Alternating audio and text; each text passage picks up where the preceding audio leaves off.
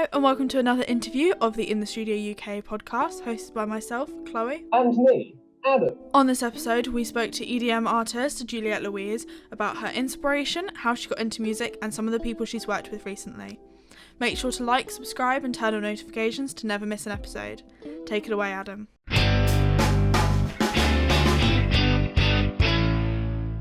Hello, this is the InTheStudioUK Podcast. This week I'm joined by the fabulous Juliette Louise. How are you today? Really good, thank you. Really nice to meet you.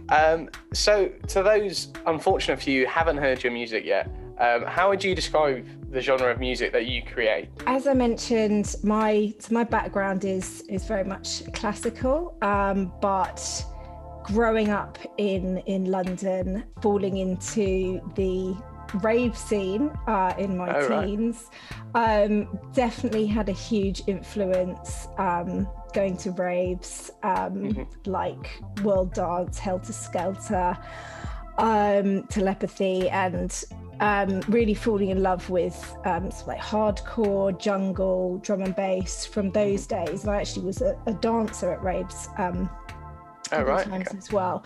And but yeah, with my background, I just ended up wanting to write songs for the drum and bass genre, and I also love house music as well and garage. My sister was a big garage DJ back in the day as well, so but yeah, very much drum and bass has been my focus, sort of definitely in the most recent years, and sort of just developing myself as a top line writer. Cool, in that scene, and I was in some bands as well. So lot of different influences. Then that's what I love. Yeah, definitely. Good mishmash. Yeah, exactly. Yeah, melting pot is good way of describing it. So tell us more about. So you mentioned some classical influences early on in your life. So you say it's influenced your creative process now. How has it influenced it? Yeah, definitely. So I grew up in my household. My mum was a concert pianist, actually. She was a classically trained pianist. So we'd have like Chopin, Rachmaninoff playing just around the house. That was very much the norm. Sounds like a good way to grow up. Dad was complete opposite. He was sort of into Queen and the Stones and Dire Straits, which is also like awesome taste. And then I grew up, I played the violin from a very early age, and performed and learnt the Suzuki method, which focuses on training the musical ear. And I was also lucky enough to have some incredible performing experiences very early on in my life, and we performed at like the Royal Palaces. Oh wow. Sort of went on a tour to Stockholm, and so I guess you don't get stage fright much anymore then, if you've grown up with that. No, well, yeah, exactly. That was sort of like, I think I peaked a bit early, so I'm hoping to have another peak at some point. But yes, it definitely gave me a taste of being on the stage, and also creating music. Definitely creating music in an ensemble environment as well. That was all classical, I should say, and then growing up in London, in northwest London, I was exposed to via pirate radio, such as Dream FM and Cool FM, the sounds of the underground scenes like hardcore, jungle, drum and bass. Very much fell in love with those genres.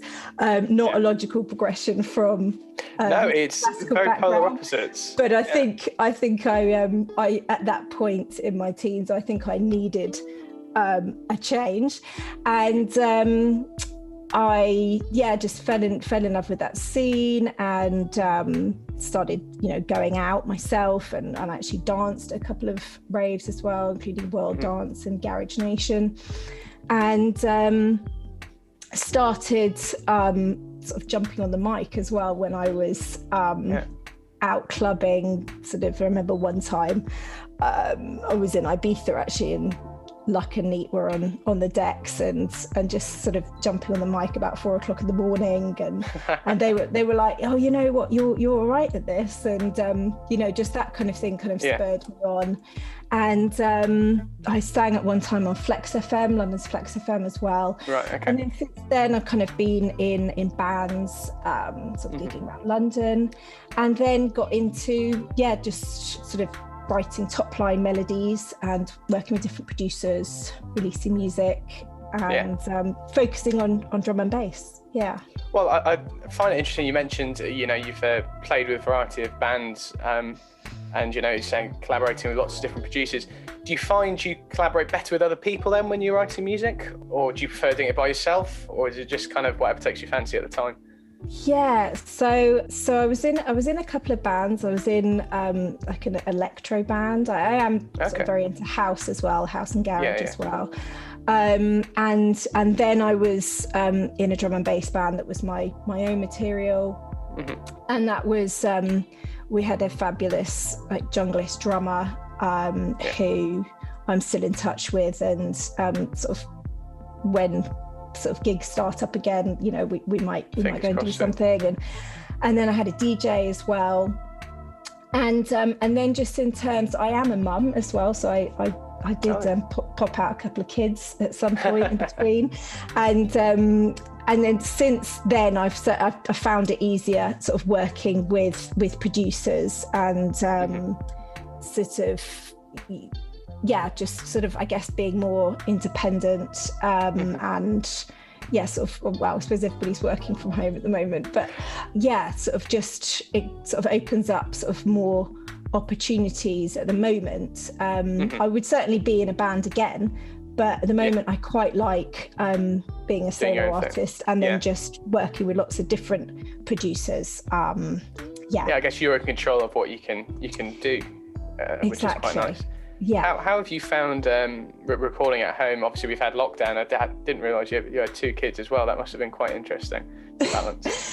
It's been really busy, and I certainly realised quite quickly that I needed to be able to record at home, and it was sort of something I sort of started to do anyway, and it just sort of forced me into being less reliant on sort of writing songs at home and then going into a studio to record them, and then it sort of just forced me into, right, I'm gonna set this up, and I'd started to work with Logic X Pro, and just kind of set it up, and I think it's interesting nowadays. A lot of artists, particularly with this lockdown, a lot of them have kind of turned into producers and all this kind of things themselves, just because, as you say, you can't go into a studio, can you? So you just get with it. Yeah, exactly. So it's definitely been a learning curve, in terms of music production, because I've certainly sort of been getting my head a bit round, sort of definitely the basics of music production, because I've been at home. But I would foremost say that I'd leave like the really sort of like more technical production sides to some of the amazing producers that I've worked with, both in the drum and bass and house scenes, and just kind of focusing on sort of like writing songs, and then singing as well, and So I mean, so you have released some stuff over the last year. So I saw you released a good track at Summit. How did you find? So we're talking about less the producing side of it, more the creative process. How did you find that? Just with everything going on right now, did you find it easier to come up with things, or harder, or how did you find that?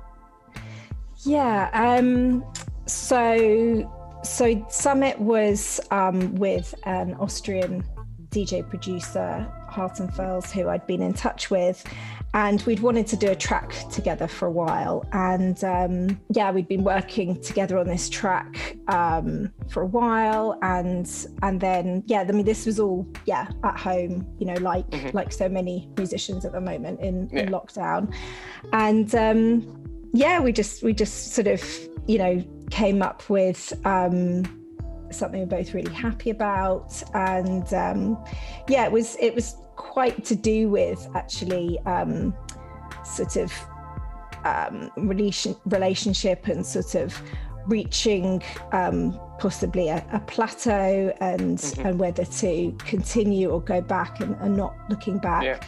And it just worked, and we put it out, and we had a good response from it.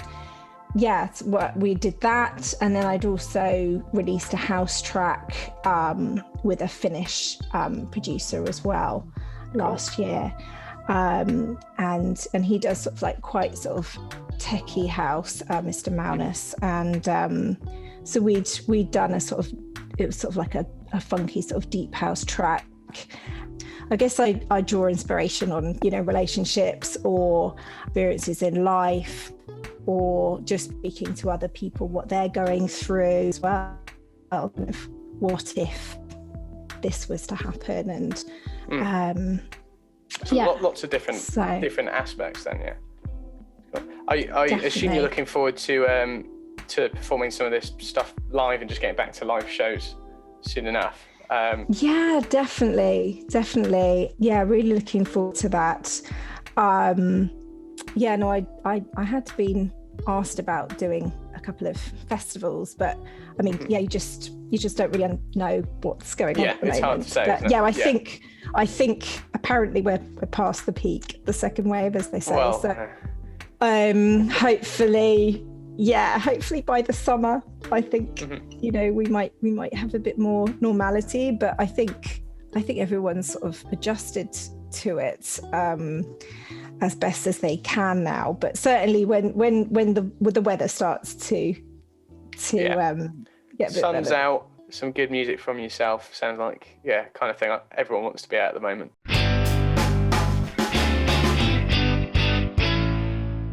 Just taking a quick break to introduce Juliet's most recent single. Hope you enjoy and stick around for the rest of the interview afterwards. I'm Juliette Louise, and this is my track, Summit.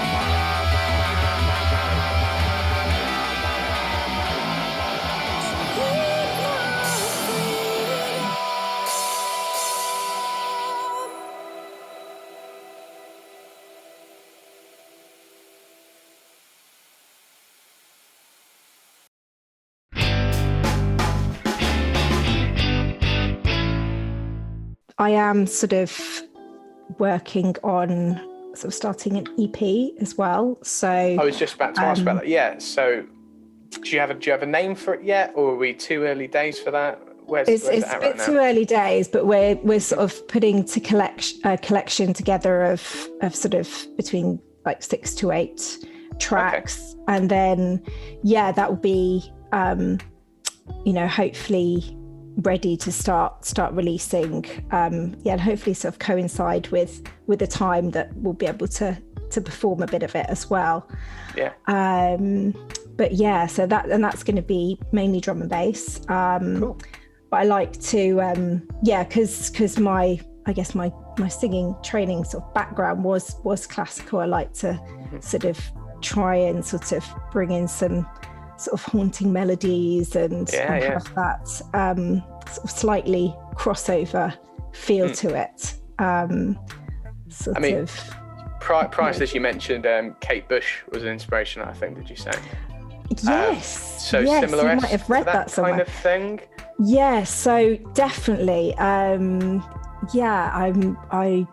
like definitely big influence, and also like Amy Lee from Evanescence as well.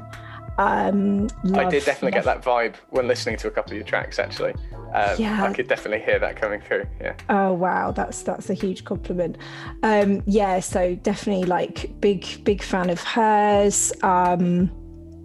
Who else was there? Like you like going back a bit, like Eurythmics, Annie Lennox, and then sort of more recently, sort of going a bit further forward, there was one of the first female artists that I heard about in the drum and bass scene was Elizabeth Troy, who has done quite a few sort of like older kind of like drum and bass records, and then she's also worked with MJ Cole as well.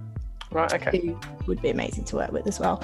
And she's sort of quite a powerhouse vocalist. And then also someone else that did inspire me as well was MC Tarley, who is really big in the scene in New Zealand, but was also really big over here, kind of probably sort of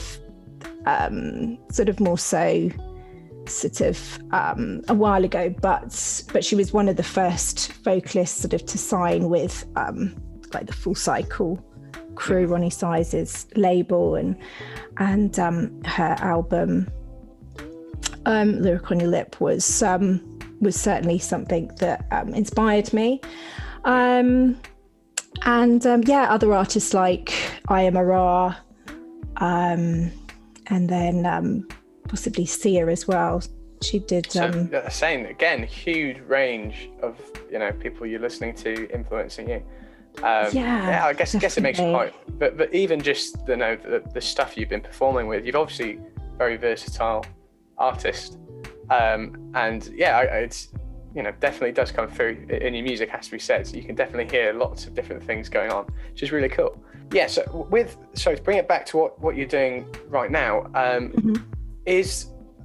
forgot to ask you earlier, is this EP something you're doing by yourself? Are you collaborating with other people, or what's going on with that? Yeah, so I'm collaborating with a producer on this, who is kind of like an old friend, and cool. He was one of the head tutors at one of the electronic music colleges in London, in Hoxton. Oh right, cool.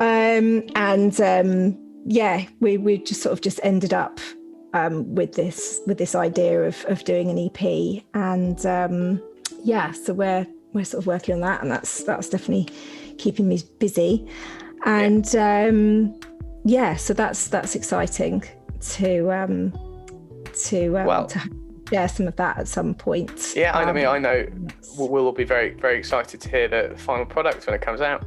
Well, as we've said, just kind of begin to wrap up now. We're really hoping that we'll be able to come and see you in the summer. Fingers crossed everything works out well.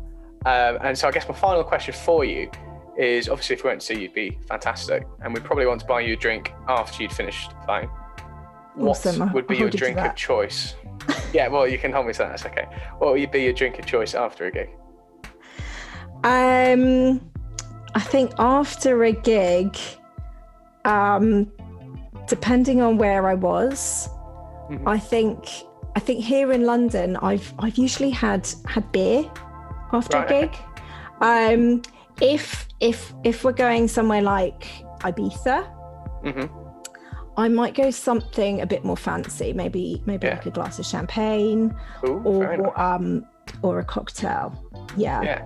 So okay, cool. So yeah, well, maybe I'll get to do both this summer. Well, fingers crossed, and it'd be fantastic to see you not only here but maybe in some nicer weather as well. So who knows? Yeah. Well, thank you very much for coming on the podcast. It's been Juliette Louise. Be sure to give a listen to what she's released so far and keep an eye out for her over the next few months. Thank you for listening, everyone. Make sure to support us and follow Juliette with all the links in the caption below. See you for another episode in 2 weeks' time.